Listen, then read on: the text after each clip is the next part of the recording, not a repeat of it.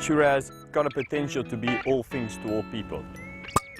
It can be everything from a sort of a gentle, easy drinking wine, almost an everyday wine, up to a real serious wine that can age for many years.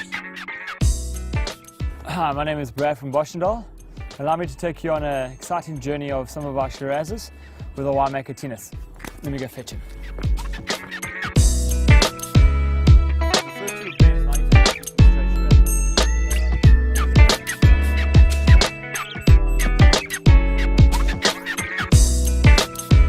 Shiraz really speaks about its origin, where it comes from, the vineyard, the area, the specific vintage. And I think that's what really appeals to me about Shiraz. Well, Shiraz, you got me excited.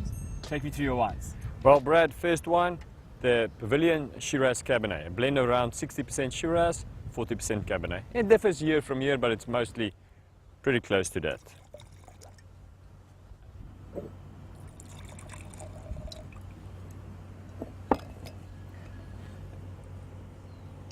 As you can see on the nose, you know, it's there's that definite that sweet red fruit from Shiraz. It's not overripe, it's not over extracted, so we try to focus on the elegant side.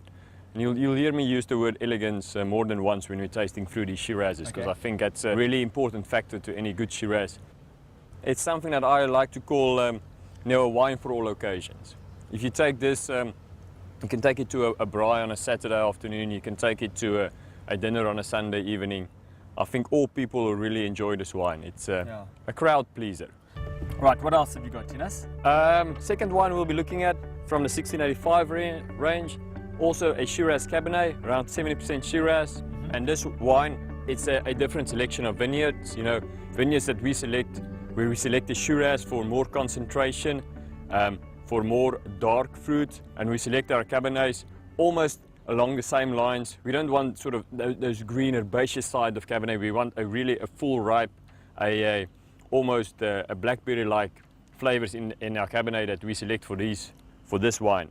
But always on the nose and on the palate of this wine, the focus for me is that elegant Shiraz that I mentioned earlier. Lovely juicy mid palate, but still a lot of weight. Yeah, and what's for me important in these wines, they need to finish well balanced. Yeah, I don't want absolutely the fruit to finish in one part of the palate and the tannin from the oak or the tannin from the grapes to finish in another part of the palate. I want all of it to finish together, you know. And if you have a wine that's balanced, and that's for me extremely important. If you have a wine that's balanced today, you know that wine will be balanced 5 years from now, 7 years from now. So the first two are blends. Now you take me through some straight Shirazes. Yes, from the 1685 range still, the first wine, the 1685 Shiraz, 100% Shiraz. About a year, just over a year in oak barrels, 300-litre oak barrels, sort of between 12 to 14 months. A style that I really like, and I think a style that suits specifically the vineyards where we source our grapes from, is, I like to call it the feminine side of Shiraz.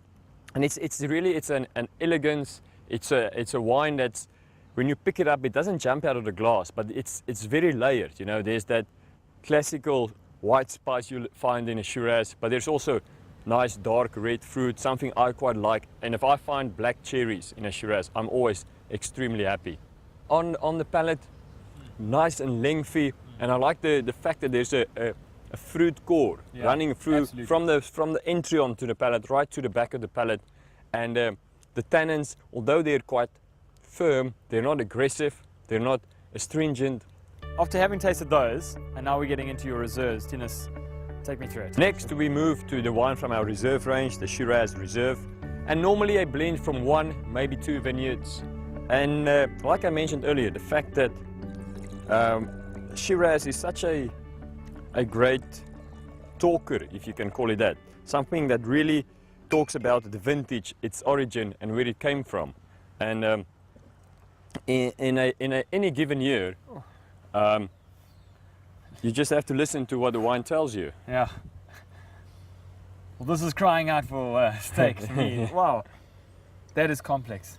And also, I mean, this wine being a bit older, being from 2004, you know, it's just something that there's now an additional layer, an additional, you know, part of the flavor profile in this wine. Where on the previous one, a lot of it was primary fruit, primary flavors, maybe some secondary influence from the barrels.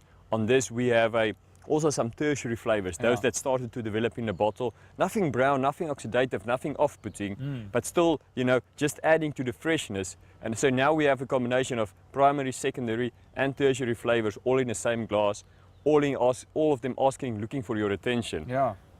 Tinus, I can still taste that last one in my mouth. What could possibly impress me now? Well, Brad, you're lucky because I think there's just one wine that can top that, and I have that right here, right now. Show me. This is the Cecil John Reserve, as we like to call it, the CJR.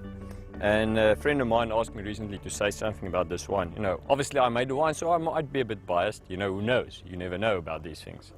And I said to him, you know, sunsets are beautiful, and newborn babies are beautiful, but this is spectacular. My opinion, as I say, I might be a bit biased, but I'd like to get your opinion on it as well. Another hallmark of a really great wine is, I mean, this wine, it's been bottled a couple of weeks ago, but the hallmark of really great wine is a wine that can be accessible almost from day one. You know, we can rest assured this wine will be an awesome wine 5 years from now, 7 years from now. But it's also just as impressive a wine on day one. Yeah. And that's also the adding to the fact that I said balance is the most important thing for me in a wine, because we know this wine will go the distance.